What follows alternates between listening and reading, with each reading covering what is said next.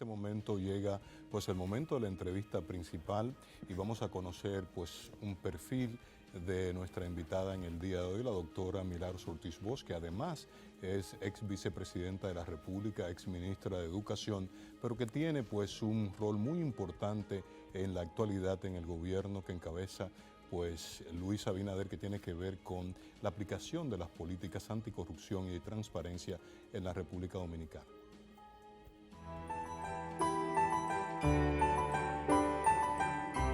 Milagros Ortiz Bosch.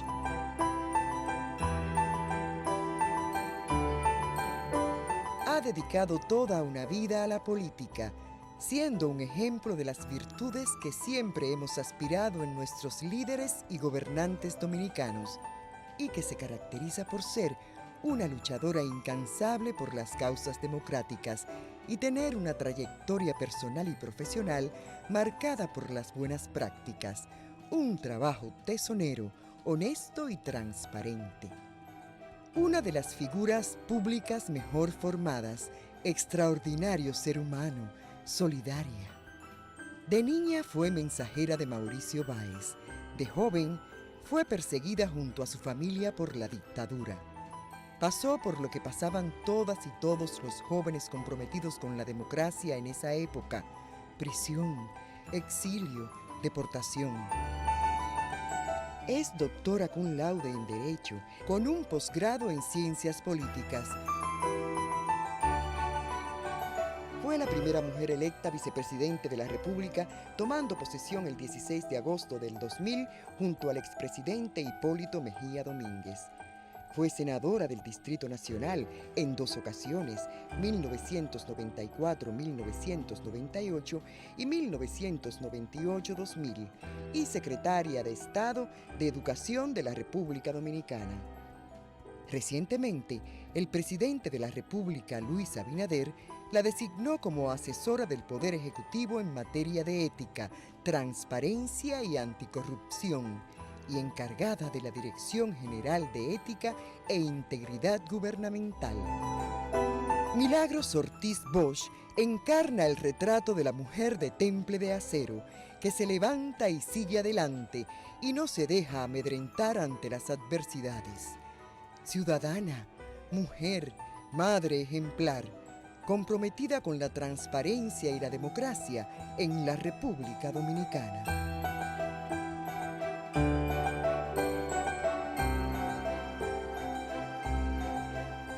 Bien, de regreso con todo el contenido, de verdad que previo a sentar a nuestra invitada, voy a hacer honorable muchos, invitada, hay un debate, doctor, aquí. Yo puedo enmudecer hasta que termine la entrevista y Jesús va por el mismo camino, ¿verdad? ¿Por qué vamos? No, porque yo dije aquí claramente. Son cosas de un amigo. No, yo dije las historias son, mujer de acero. Son de quien la lee, no de quien la escribe. Doña Milagro, yo decía aquí que, bueno, lo he dicho hace muchos años, nos une una relación de, bueno, que no hay que contar, y toda opinión que venga de mí con relación a usted es parcializada. O sea que no tengo dificultad con eso. Yo le decía a Roberto decía, Doña Milagro es mía. Yo decía, Doña Milagro es mía con papeles. O sea que... Pero vamos a eso. Le preocuparía muchísimo. Y tiene que ver haya papeles de por medio. Con el cariño que le tenemos. Si ese fuera el debate ciudadano, no hubiese conflicto alguno. Sin embargo, los debates ciudadanos actuales vienen de un arrastre por décadas de una materia que definitivamente ahora le ha tocado a usted encabezarla, la lucha anticorrupción. Venimos de una pasada gestión muy cuestionada, sobre todo en materia de corrupción. En este sentido, el debate actual es sobre la competencia que tiene la Contraloría General de la República versus la de la Cámara de Cuentas a fines de realizar las auditorías que puedan confirmar cualquier irregularidad que conduzca finalmente a consecuencias penales. En este sentido, usted como política, abogada y ahora directora de un departamento vital para el enriquecimiento democrático en nuestro país, ¿qué valoración da y sobre todo como abogada la lectura de las leyes en este sentido? ¿Cuáles son las atribuciones? Primero, agradecer tu cordura que nos sacó de la tontería para llevarnos al fin del programa. En primer lugar, el Estado, desde el punto de vista administrativo, aunque desde el punto de vista político el Congreso tiene una función de control, desde el punto de vista administrativo tiene dos instituciones para controlar. Una interna, que es la Contraloría General de la República, y otra externa, que es la Cámara de Cuentas. Entonces, en el caso que nos ocupa, todo lo que se va a auditar es interno y está favorecido por una ley que inclusive el autor o el que la firmó, el que la promulgó fue el doctor Leonel Fernández. Entonces, yo pienso que además hay otra cosa que es importante decir. Hay instituciones que hemos visto funcionar adecuadamente, ya de este gobierno o de otros gobiernos, pero la Cámara de Cuentas no se caracteriza por una rapidez, por una eficiencia. Yo no conozco todavía algunos casos, porque hay muchos casos de ayuntamientos de 5,000 pesos, de 10,000 pesos, pero no he visto, no la ciudadanía, yo no, los ciudadanos, y por eso no tiene tanto prestigio la Cámara de Cuentas, porque no ha presentado una labor eficiente, eficaz, y además mucha lentitud en su trabajo, ya sea por la carencia de fondos o por la no ejecución de la ley de independencia financiera de algunos organismos del Estado, que inclusive autoriza, como en el caso de la Cámara de la Presidencia del Tribunal Supremo, de la Junta del Tribunal de la Junta Central Electoral, la autoriza a demandar al que esté en el Banco de Reserva o en la Procuraduría si no ejecuta lo que la ley le asigna. Aquí hay gente que se queja de no tener recursos porque no ejecutan la ley, buscando el equilibrio de su continuidad en la posición que tiene. Sin dar vueltas es negligencia, y también pues, está tipificado en las leyes. Es totalmente efectivo hacer una auditoría. Si esperaban la Cámara de Cuentas, lo que están pidiendo que sea la Cámara de Cuentas, no quieren que haya auditorías. Ese es el tema central. El tema fundamental es que los resultados, si tú vas mucho a un médico y no te cura el mal que tú tienes, tú vas a otra consulta. Entonces el país no ha recibido de la Cámara de Cuentas lo que tenía que recibir. Y por lo tanto, el presidente pone en función la eficacia de la Contraloría General de la República, que cuando quiere, lo probó la de José, se puede hacer. Y entonces, autorizada por la ley, inclusive por la Constitución, está haciendo lo que es debido, control interno que le corresponde.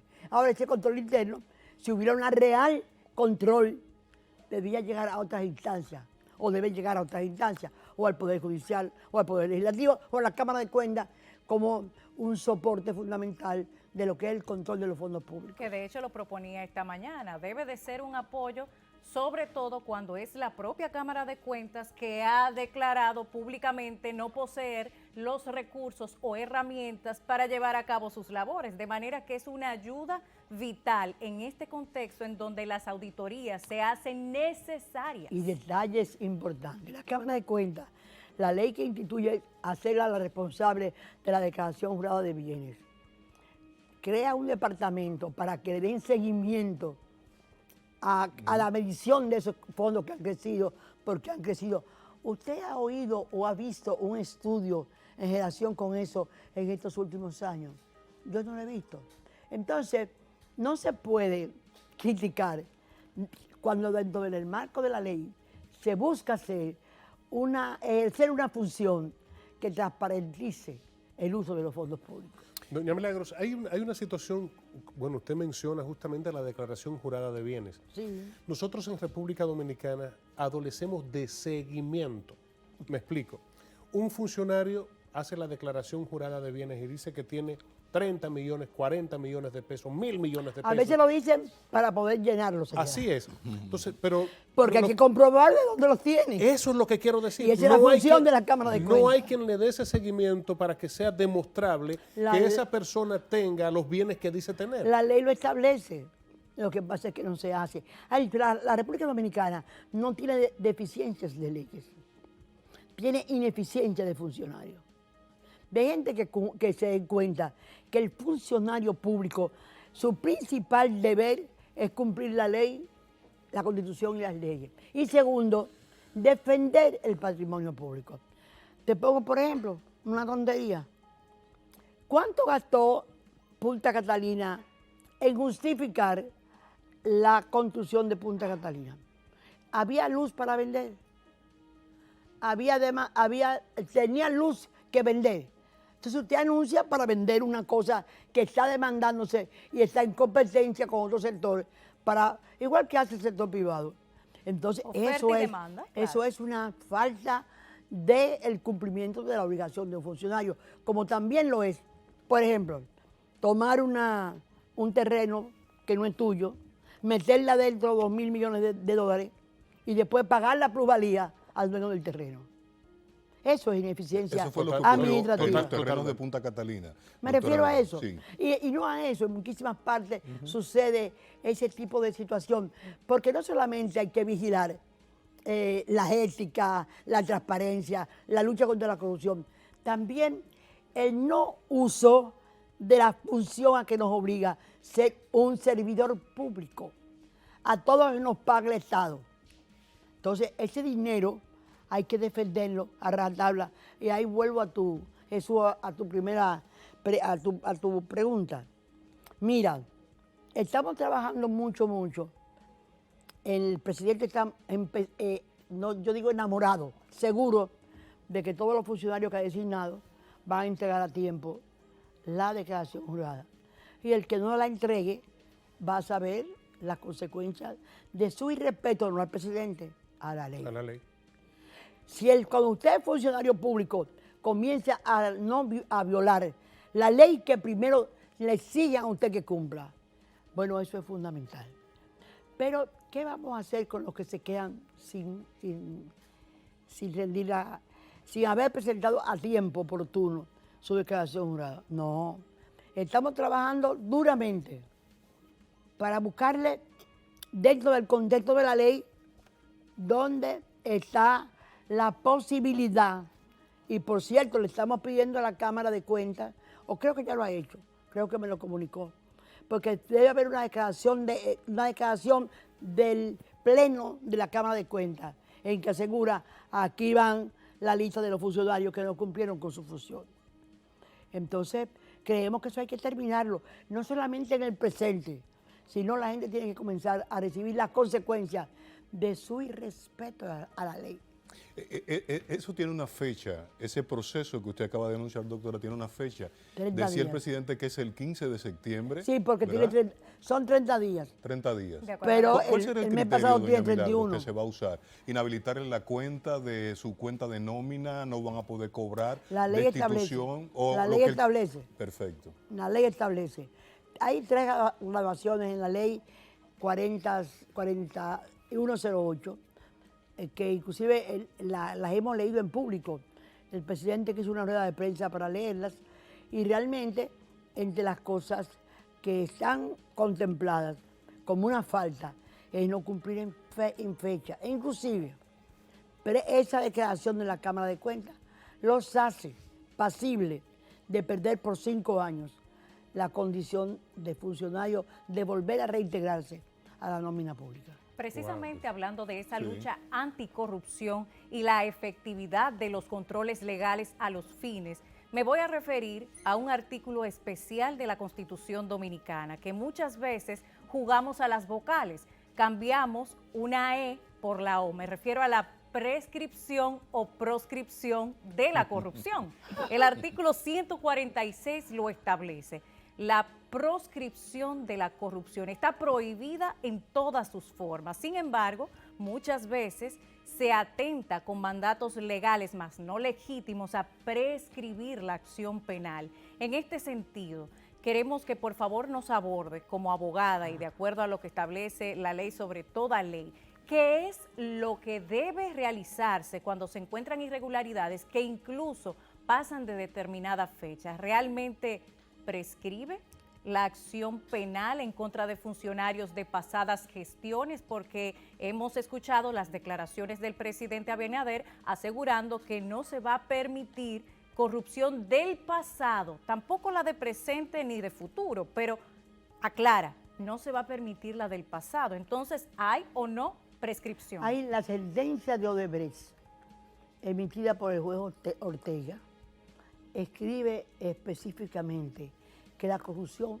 no prescribe. Nosotros además somos signatarios de la Convención de las Naciones Unidas contra la Corrupción y de la Convención Latinoamericana contra la Corrupción. Ya la corrupción es un delito, una vergüenza de la que no se puede escapar ni reyes que una vez tuvieron prestigio. Yo pienso que el mundo ha entendido lo nefasta que ha sido para la humanidad no permitir el escape de los fondos públicos en beneficio de terceros, que pudieron muy bien haber ayudado a esto que se llaman las medidas del siglo, el pacto de Washington, todo ese tipo de cosas, las estrategias nacionales. Eso todo es una mentira si no se convierte en un hecho real. Entonces, en ese sentido, el compromiso que tenemos nosotros es seguir adelante con la prescripción luchando. Primero, educando, haciendo pacto con educación, porque esto llega a la familia, pero en la escuela también, donde hay que formar. Porque por la escuela pasamos lo que vamos a ser padres o abuelos después. Esto también obliga a charla, a educación, a formación y además a consecuencias. En estos momentos nos disponemos, tanto Carlos Pimentel como yo, que estuvimos implicados, él como actual director del sistema de compras y yo como renovada o recién llegada a la dirección de ética e integridad gubernamental, a revisar los documentos y creo que estarán llegando rápidamente a la justicia, porque nosotros no somos justicia,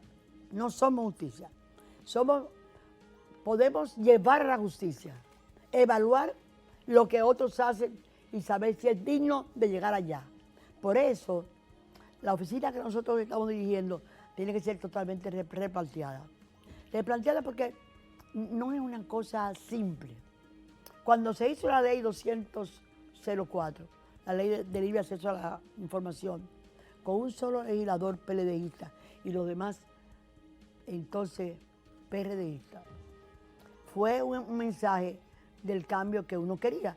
No pudimos hacerlo en la Casa Vieja, nos mudamos de casa, y se está trabajando en eso. Pero fíjate bien, porque esto es trascendental, esta visión. No se puede seguir viviendo en un estado que crea privilegios, en un estado en que todos nos seamos considerados iguales ante la ley. No podemos seguir en un estado controlado por un sobrepoder.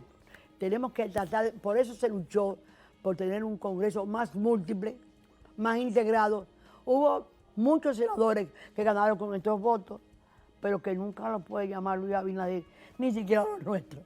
Yo quiero que alguien me diga, ¿quién puede llamar a nada más y nada menos que Eduardo Estrella a decirle que eso es lo que lo conviene? No. ¿Quién puede llamar a Ginés Burnigal y decirle o a Farideh Raful?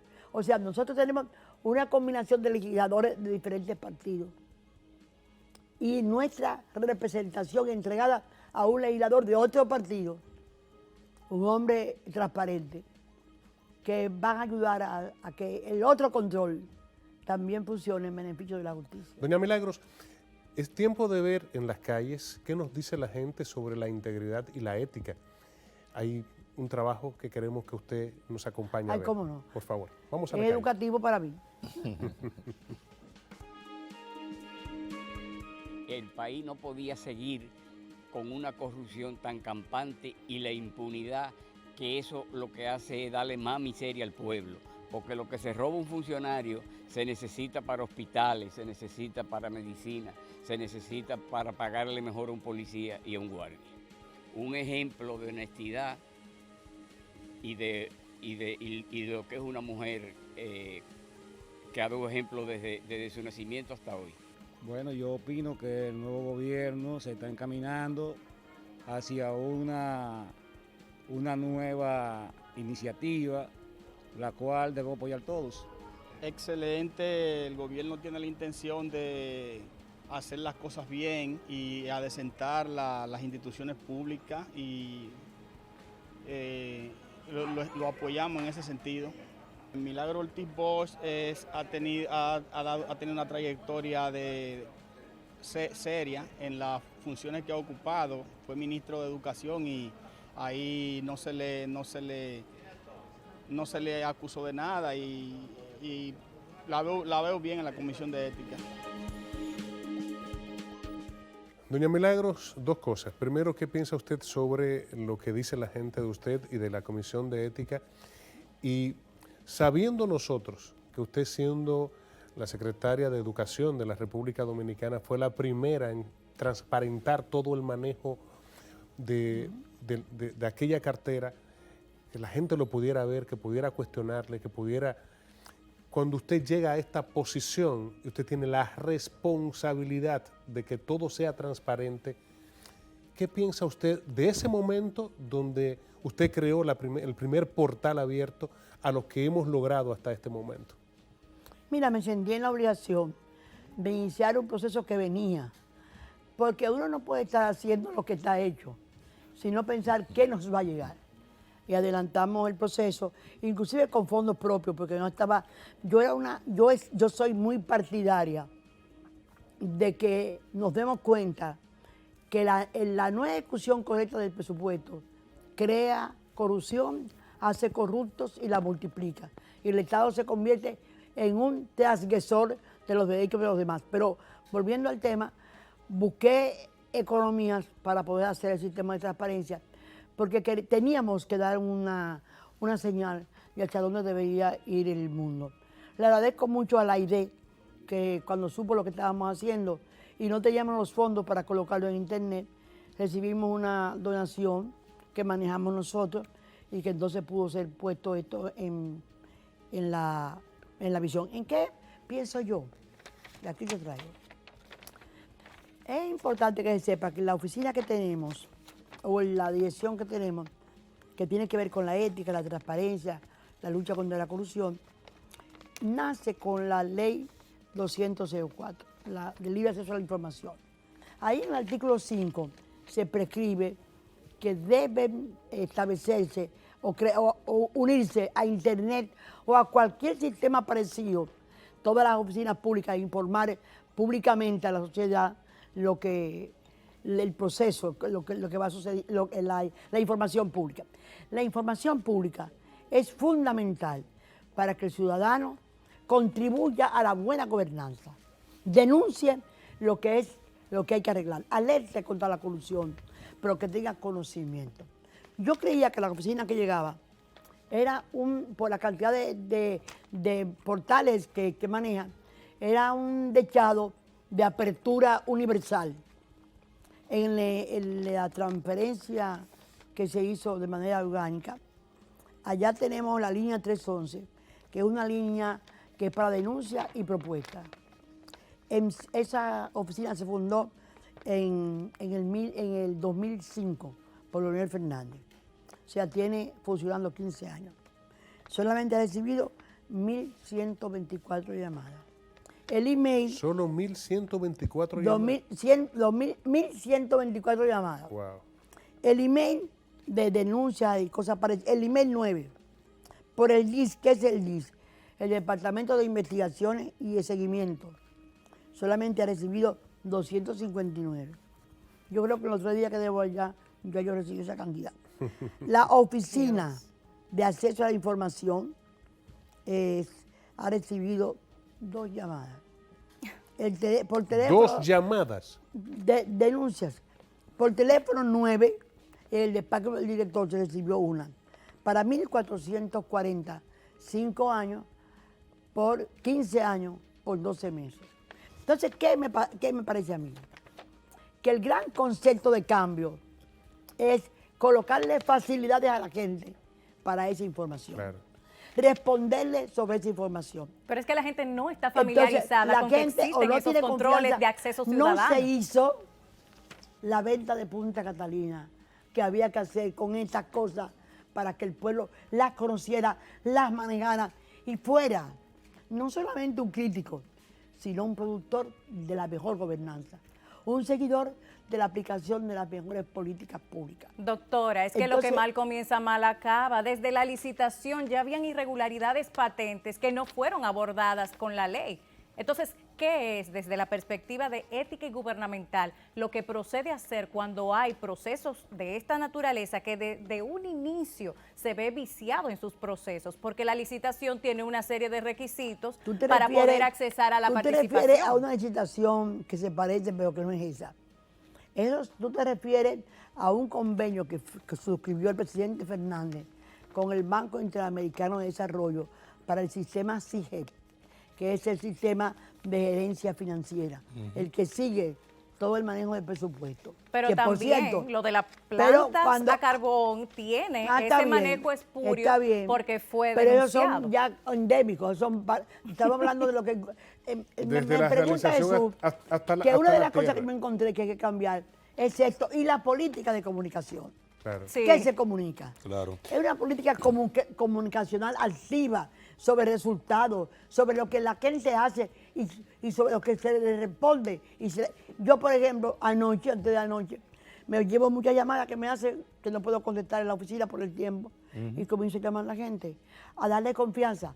Pero es una política comunicacional, un sistema eficiente de intercomunicación, de facilitar la comunicación. Pero es que usted cree en eso, doña Milagro. Yo creo en una cosa importante, reforma que hay que hacer, tanto para el Estado. El Estado tiene que unificar el CIGEP con el sistema de compras de bienes y servicios. ¿Por qué? Cuando te llega una compra o llega una compra a la dirección de compra, hay que verificarlo primero. Yo creo que hasta debería estar conectado con el padrón de la Junta Electoral para ver si la persona existe. Pero obviemos eso. Pero hay que ver si lo que se está pidiendo está dentro de lo programado en el presupuesto de la República. Claro. Ahí comienza a ser factible o no el proceso de una compra. Porque una compra hecha al margen del presupuesto, como esta que acaban de pasar, la que acaba de alarmar el país, y que el país quiere que se resuelva. Entonces, doña Milagro, ese reporte que la doctora presenta es de la Dirección General de Ética Gubernamental, o sea, que ella encontró en su inventario. Eso es un solo ejemplo. En la entrega del uso de esas herramientas que datan de 15 años. Hay una presión. Ayer tuvo que aclarar el movimiento Marcha Verde, que no es cierto que en enero van a marchar. Y una reputada comentarista decía que si no hay gente presa, detenida o privada de libertad por procesos de corrupción de la pasada administración, en enero también marchaban. Yo siento que carga usted, el gobierno de Luis Abinader, con una presión bastante fuerte, mediática, de sectores que en su momento pedían pues la reforma, el cambio. ¿No se sienten ustedes presionados cuando le ponen una fecha de apenas 4 meses? No, y además ellos tienen derecho a poner el proceso que ellos quieran, ¿verdad? Lo que tiene la conciencia de que está haciendo lo que tiene que hacer y de que de verdad vamos a actuar como hay que actuar. Pero sin nociones de venganza, creando un sistema decente, honorable, de servicio público, ético, transparente y condenando la corrupción. Primero, déjame contarte algunas cosas que no son del tema, pero se asemejan. Nosotros hemos llegado a la administración pública y nos hemos encontrado, estoy con la ley que protege la gente que sirve al sector público. La ley de estoy de acuerdo a que se han pagado de acuerdo. Yo me he encontrado con gente que está pagada, muy mal pagada en su función, y otros que le pagan por encima de su función, porque no están premiando la función, están premiando al amigo o a la persona. Favoreciendo al amigo. No sé si favoreciendo, pero están mal colocados algunos salarios. Pero ¿qué pasa? Nosotros nos hemos encontrado hace apenas unas horas que se acaba de completar el cuadro de los procuradores generales. Tú sabes que una cantidad lo puede ofrecer el presidente, que ha sido una cosa muy comedida, muy cuidadosa, para no dejar pasar ninguna preferencia política. Segundo, es el Consejo de la Judicatura, presidido por doña Miriam Germán, el que tiene que completar ese cuadro. Que son 14 en total, Entonces, 14 adjuntos. Tú tienes que tener mucho cuidado de llevar una denuncia para la señora Laura Pelletier. No porque ella sea una mujer no capaz, sino porque está un poco cansada del trabajo que ha realizado en los últimos años. Entonces, hay gente que ve la cosa muy por la emoción y no por la seguridad. Y no creo que ya esté trabajando inadecuadamente, está en el ejercicio de sus funciones, pero hay ese concepto que la gente no maneja. Miriam Germán es la cabeza de un movimiento apoyado por la sociedad. Y ciertamente, a veces hay gente que me dice que la eligió Luis Abinader, sí, le tocaba a él como presidente, pero a ella la eligieron en este espacio o en el Palacio Jean Alain Rodríguez y el presidente Danilo Mejía. Claro. Medina. La hicieron la visión de la injusticia en el campo jurídico. Así es. O sea, parece mentira. Porque como fue una consulta pública, una consulta que llevó el presidente, todo lo que venía era una respuesta a esos dos personajes. A todos nos marcó en ese encuentro cuando Miriam Germán le dijo a Jean Alain Rodríguez, usted está haciendo su cuestionamiento, quien debía estar siendo cuestionado es usted, pero lamentablemente es a mí que me lo está haciendo. No, o sea, llamarle, tomarle el teléfono, o sea, intervenirlo, fueron cosas muy feas. De manera no correcta, porque hay una manera de intervenir los teléfonos correctamente. Claro, por lo que manda la justicia. Bueno, pero retomo el tema. Nosotros llegamos y encontramos casi las posiciones más importantes en manos de funcionarios de carrera. Y eso es un proceso difícil, pero respetuoso que hay que hacer. No es como se llegaba antes, que tú decías, este es mi amigo, este es mi compañero, este es mi sabio, este es mi conocedor. Bueno, no. Ha sido un proceso que ha habido que respetar. Porque lo más importante que tenemos que hacer es respetar la ley. Pero hay cuidadito. Porque ese ministerio que permitió que se crearan cientos de miles de empleos sin que estuvieran consignados en los presupuestos, que nunca se pronunció contra eso. Las nominillas. Que no permitió, ni nunca se opuso a las nominillas. Que permitió la cantidad de asesores que tuvo que cancelar en un día el presidente Medina. No me puede decir a mí que ha tenido una acción totalmente funcional de respeto a la administración pública al designar a todos los funcionarios de carrera que yo respeto. Pero en realidad es muy sospechoso que se baile el merengue bien con un pie y con el otro mal. Entonces, hay cosas que hay que decirlas, porque la gente tiene que saber que las acciones del Estado, de un Estado que llegó para cumplir con la ley, tienen que actuar de acuerdo con la ley, con conjunto de abogados, asesorando a uno para no dar pasos equivocados, porque la característica anterior era hacer malos procesos para que el proceso no pasara.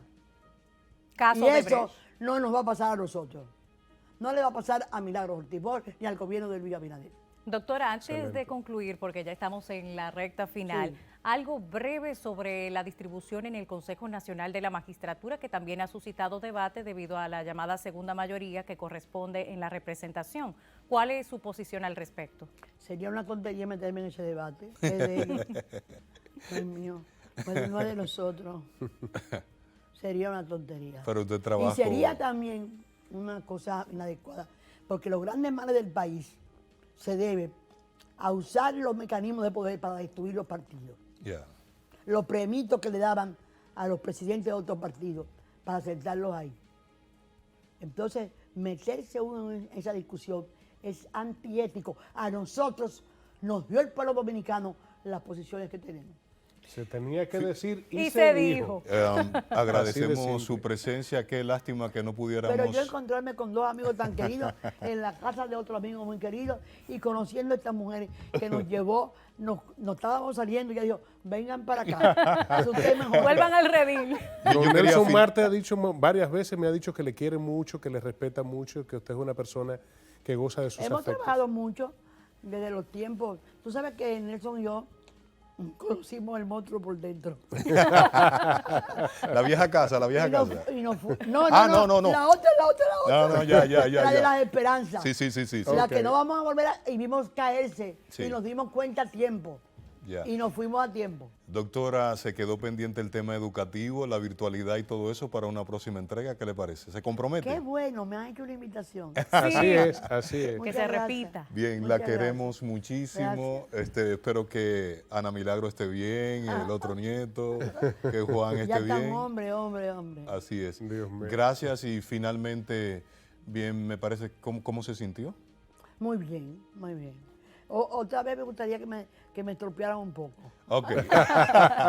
Bien, conversábamos con la doctora Milagros Ortiz Bosch. Ustedes saben mejor que nosotros que ella tiene una gran responsabilidad dirigir todo lo que es la política de transparencia y anticorrupción de la República Dominicana. La sociedad espera pues mucho de ella y ella asumió ese compromiso como se lo merece pues el pueblo dominicano.